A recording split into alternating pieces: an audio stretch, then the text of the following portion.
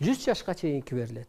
Андан ары ушу 20 жаштан 40 жашка чейинкилер эмне кылыш керек? Улутуна, динине, жынысына карабай аял эркек гармониясынан арылып, баягы эски түшүнүк өтүп кетти да бул 20 жаштан азыркы 40 жаштагыларга чейинкилерчи. Үйлөнүп алганы бар, же болбосо ушу көрпендечиликке түшүп алганы бар, аял эркек деген ушу ак кара иниян жашоосу. Ошондон арылыш керек. Улуу доорду курууга күнү түнү кызматта болот. Мына бизде жакшына жапчаш ошо кыздар, балдар, агайын, эжейиндер бар. Күнү түнү кызматта ошол. Мына мен дагы күнү түнү кызматтамын. Улуу доорду курууга, адамзатты куткаруучу кызматын аткарат. Мына мен монун баары деп атканым, ошо менин илимдештерим интернетте иштеп атканы, элчилеримдин жүргөнү бул куткаруучу кызматын аткарып атат. Изилденет, иштешет. Ошол кызматка толук жоопкер. Журналисттер, көзүңүздөрдү ачыңыздар. Теледеги, гезити барлар, интернет сайты барлар, сиздер утуш алыңыздар. Сиз ошон үчүн журналист болуп калгансыз. Ошон үчүн телеңиз бар.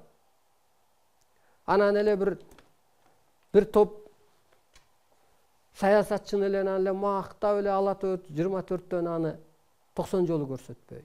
Көрдүңүзбү? Болбосо күйүп кетесиздер.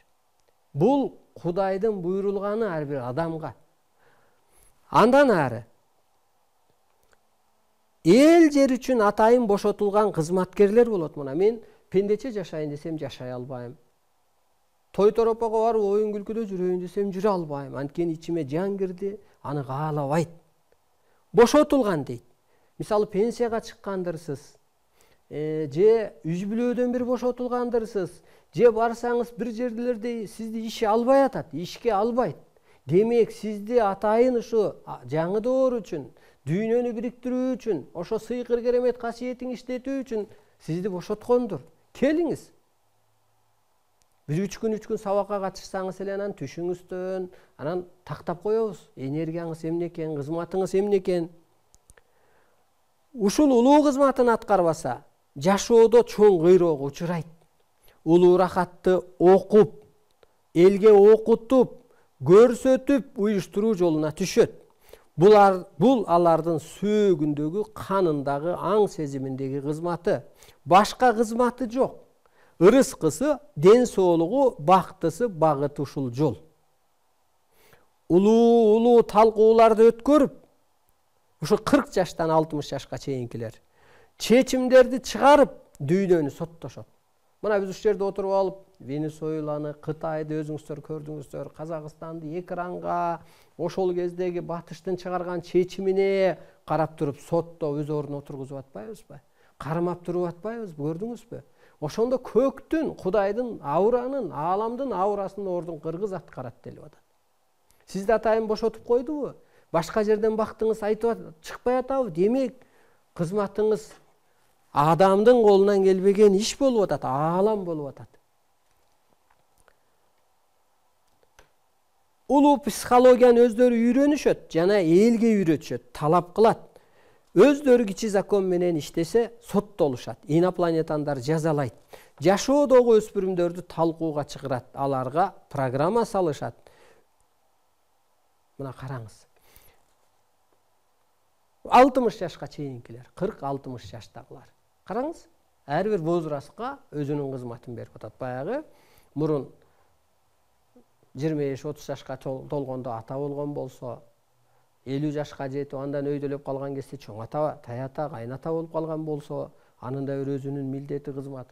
Ошол сыяктуу сиздин ошол басып өткөн күн дагы бир чоң практиканы топтоп берген экен. Эмнеге мынтилеп атат мына?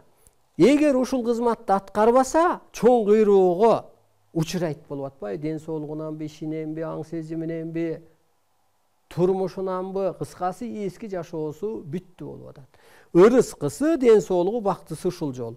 Канындагы, сөөгүндөгү, аң сезиминдеги кызматы ушул дегенде, көрсө биздин тегибиз теңир болгондойн ошо теңирдин ролун аткарасыңар деп атат.